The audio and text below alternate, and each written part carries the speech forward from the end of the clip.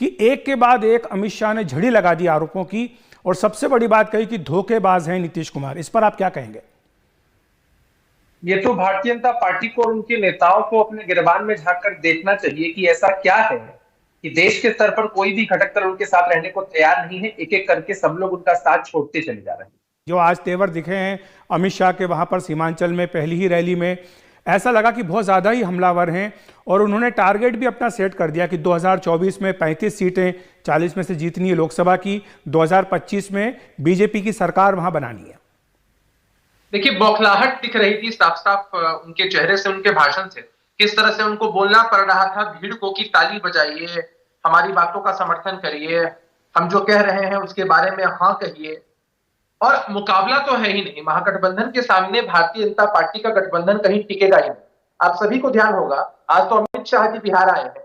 इससे पहले प्रधानमंत्री नरेंद्र मोदी जी ने 2015 की विधानसभा के चुनाव में 42 आम सभाएं की, और हश्र क्या हुआ था, महज 53 सीटें जीत पाए थे। ये लोग मुंह की खानी पड़ी थी, हार का सामना करना पड़ा था। तो ये लोग अपनी विभाजनकारी नीतियों के साथ समाज के बीच आना चाहते हैं, और इनके मंसूबों में हम इनको कभी कामयाब नहीं होने देंगे, क्योंकि बिहार की जनता इनकी असलियत को समझती है। लेकिन अभिषेक जी, राजनीति में साख बहुत बड़ी चीज होती है, लेकिन आज जो अमित शाह का हमला रहा है वो नीतीश कुमार की साख पर रहा।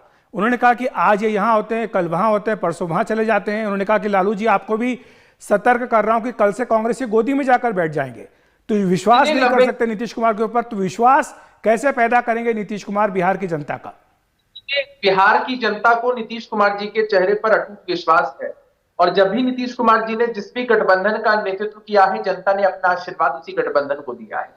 और भारतीय जनता पार्टी इतने लंबे समय तक नीतीश कुमार जी के चेहरे पर चुनाव लड़के बिहार में जीतती आई है, जरा उनको अपना आकलन कर लेना चाहिए। और नीतीश कुमार जी की शाख पर सवाल उठाने से पहले जरा सोचना चाहिए। लेकिन पिछले विधानसभा चुनाव में तो अभिषेक जी तीसरे नंबर पर आए। अगर इतना ही साफ होता तो शायद पहले नंबर पर होते। ये तो एक अहम कारण रहा है भारतीय जनता पार्टी से रिश्ता तोड़ना।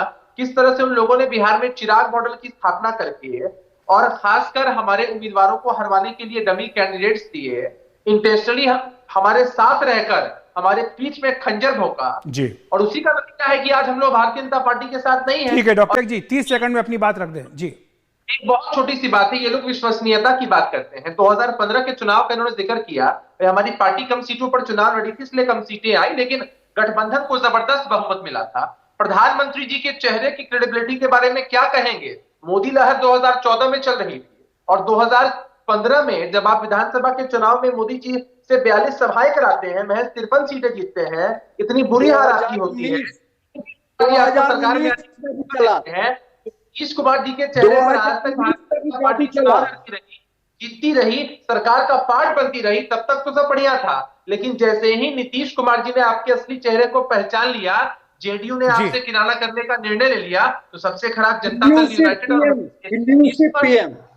भारतीय जनता पार्टी का असली चाल चरित्र और चेहरा जी। मैं माफी चाहता हूं अभिषेक जी, अशोक जी, मेरे पास समय इतना ही है इस चर्चा के लिए।